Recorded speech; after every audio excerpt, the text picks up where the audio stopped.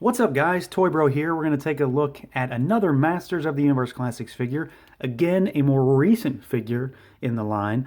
This is Despara. She is the 2016 subscription exclusive for the Classics line. So, technically speaking, if we don't count Club Grayskull, she is the final subscription exclusive in the line.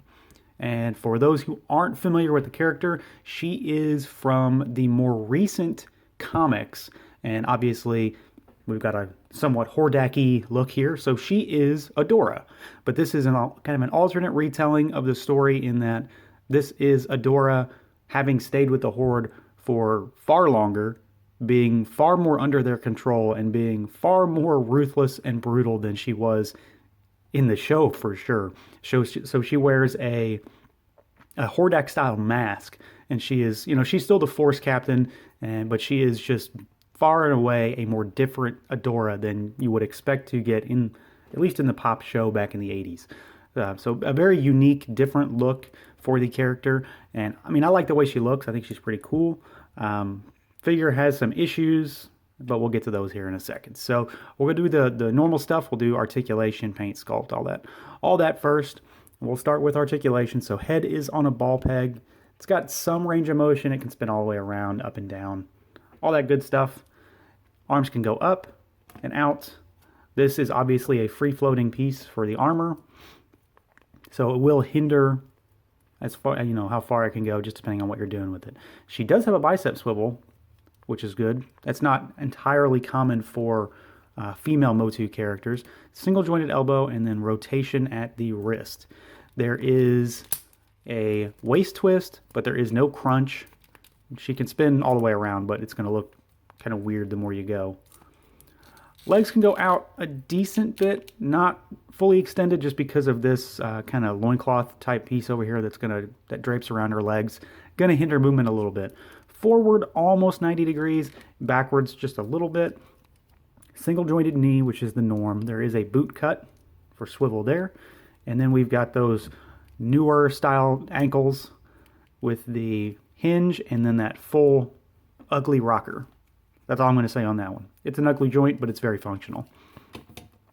Now, as far as paint goes, she's got a decent bit. A lot of the blacks and grays are painted based upon, what that piece is molded in, but you've got more detailed line work on the arms. And then most of it's pretty clean for the most part. I don't have too many gripes. There are a few places on the legs where it's not exactly as clean as it could be. But overall, the painting on the body itself is relatively okay. We do have this diamond here in the chest. It obviously is to line up with the triangle on the armor piece. And like I said, the armor is, or the armor and cloak is kind of free-flowing plastic. The black is painted. Little bleed on the back there. But it's not too bad. The big area for paint is this face, or the mask, so to speak, because it's not really her face, and we'll get into that too. There is quite a bit of paint and sculpt in this head. So we're gonna kind of go segue from paint to sculpt here.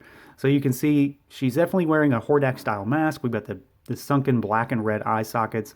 The teeth are painted white, and then the frills around the mask are all sculpted in and have red kind of line work inside of them to bring out a little bit of detail. And there is shading in the face to give it a more bony type look. And I think that's probably the coolest thing about this figure for me, outside of the backstory of the character, because it's an interesting take on Adora. But this is definitely the cool part. She looks pretty menacing. She looks very evil. And I am overall very pleased with this particular head and how they managed to pull it off.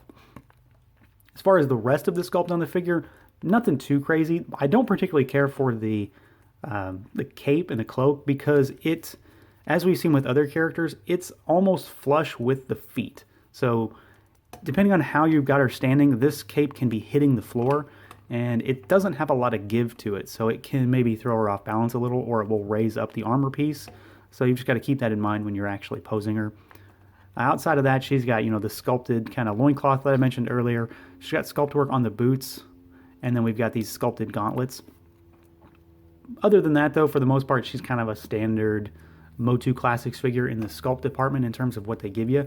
My big area of concern with this figure, and we'll get into more details when we talk about accessories, are these hands.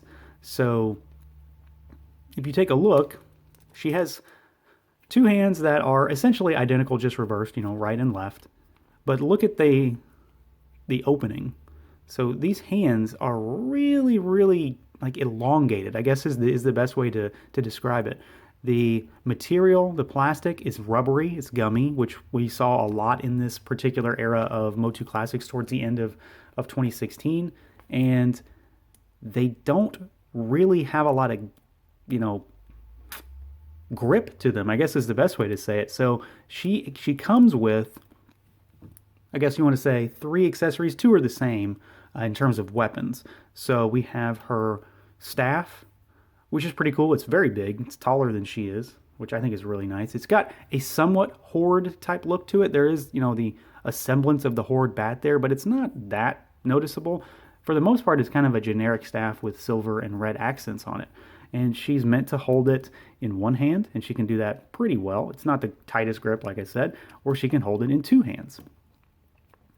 And that works out fine because, as we saw, those hands have a humongous kind of grip on them. They're very big. So you can get her to hold this staff just fine. Well, I say that and she doesn't want to cooperate. There we go.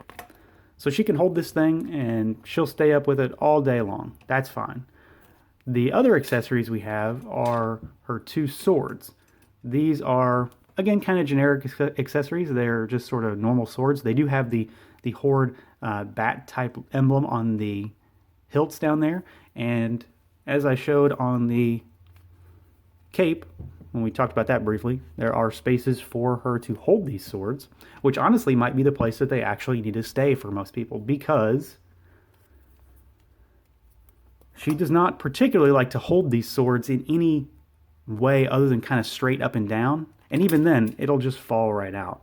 So you've got to kind of get it in just the right position to keep her from dropping them. And I've been able to pose her with these relatively okay in many different ways, but if you sort of look at them wrong, they will just fall right out because they're really just sitting in there. They don't actually have there's nothing really holding them together. So they're very loose, very, very odd. The whole reasoning behind giving her 2 hands like this, I don't fully follow. There are plenty of other characters in the Motu Classics line that have multiple accessories that they can easily hold with their hands, and there's nothing specific here that needed to be done. I mean, you can just see that the plastic is very thin on the hand. I don't get it. It's very bothersome. I don't particularly care for it. That's my one humongous gripe about this figure, is that she really can't hold her accessories correctly, and that's a bit of a problem. She does, however, and since we're talking about accessories, come with another accessory. So a 4th accessory, but a 3rd unique accessory. She comes with a separate head. So like I said, this is Adora, and she comes with an Adora head. So this is what Adora looks like in the comic book. She's got a more kind of buzz cut hair. She's got these lines on her face, but for the most part, this is a pretty good looking head. It's very reminiscent of the Adora face we got previously, just a different hair sculpt and more paint detail on there. She's got those blue eyes and the red lips and the white teeth. You just pop her head off and pop this one on. And there you go. Force Captain Adora without her Despara mask. Alright, so overall, my thoughts on this figure are halfway decent, I guess is the best way for me to say it. She looks cool. I like the idea of the character. I like the armor in terms of how it looks. I don't really like the fact that it's a little too big, I think, that cloak. I love the bone mask. I think it's very cool. A lot of sculpted detail, a lot of paint work on it. Just looks menacing. It's very cool. I don't like the hands, and I hate the way that she cannot hold those swords, because I would much rather have her posed with the 2 swords than the staff. That said, I'm glad she can hold the swords on her back, so at least I don't have to box those up somewhere. So it's kind of a take it or leave it type situation. You either like those hands or you really don't. And I don't think many people do, and it's pretty obvious why. So that's the one big flaw with this figure. Very cool, but those hands were not executed well at all. So that is going to do it for this review, everyone. As always, stay tuned for more. Thanks for watching. Feel free to like, comment, subscribe, and share. And until next time.